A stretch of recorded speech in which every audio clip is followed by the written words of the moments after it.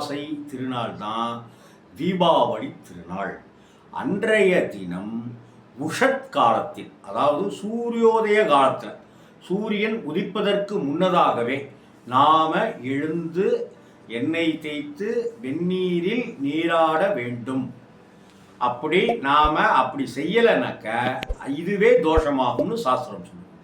அதனால் நாம் ஐப்பசி மாதத்தில், துலா மாதத்தில் அமாவாசை தினத்தன்று வரக்கூடிய அந்த தீபாவளி திருநாள், தீப ஒளி திருநாள் அப்படிங்கிற பண்டிகையை கர்ம சிரத்தையாக கொண்டாடணும்.